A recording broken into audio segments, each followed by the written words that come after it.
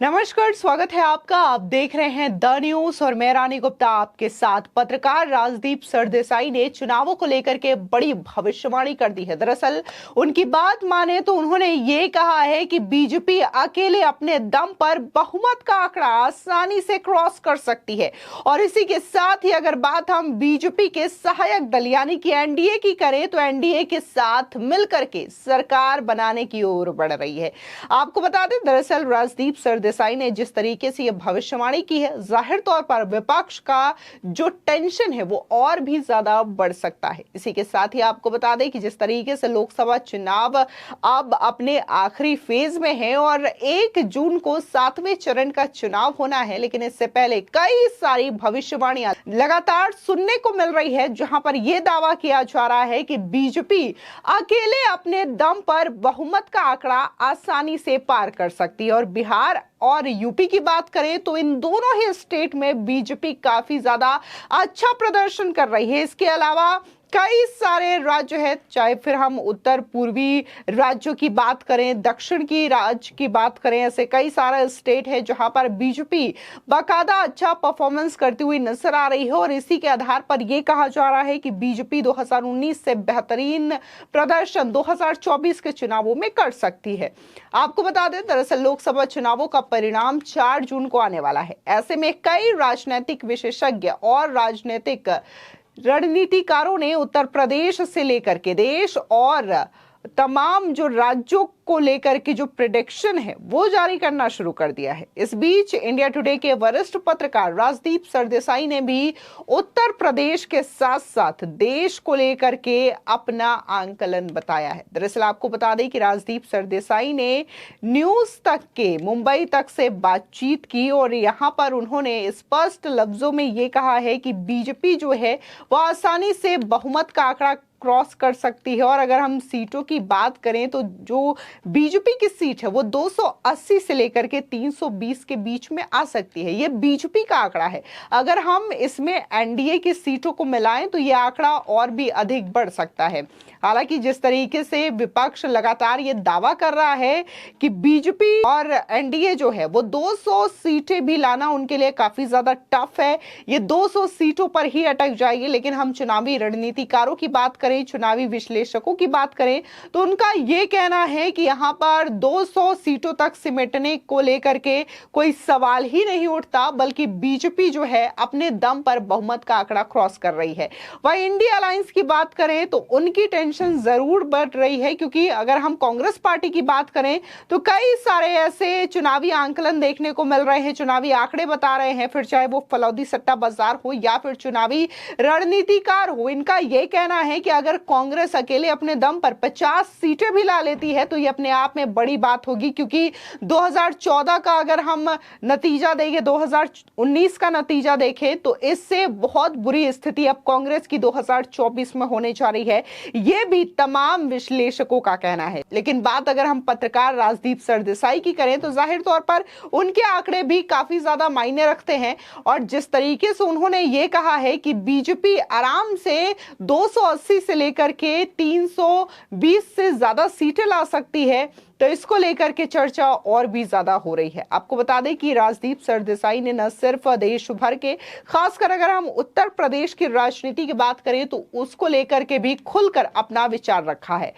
और इसी के साथ ही यूपी में बीजेपी और सपा कांग्रेस में कौन किस पर भारी पड़ेगा, या फिर कांग्रेस और बीजेपी साथ मिलकर के कितना बढ़िया प्रदर्शन उत्तर प्रदेश में करती है, इन तमाम चीजों को लेकर के अपनी राय उन्होंने रखी है। बता दें कि राजदीप सरदेसाई ने कहा कि यूपी में अभी भी योगी आदित्यनाथ काफी ज्यादा प्रसिद्ध हैं, लोग उनका समर्थन कर रहे हैं। और दूसरी ओर अखिलेश यादव ने इस बार टिकट बंटवारा सही किया है।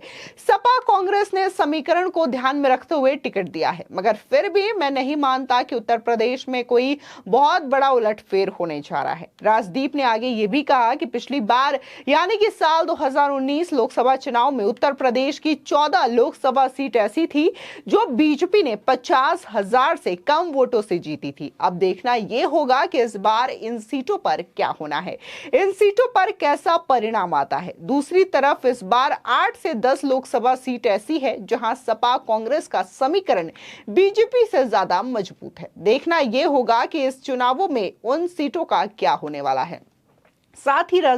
साथ ही राजदीप सरदेसाई ने कहा कि हो सकता है कि ये सीटों में उतार चढ़ाव हो, मगर यूपी में ऐसा कोई बड़ा उलटफेर नहीं होने जा रहा है।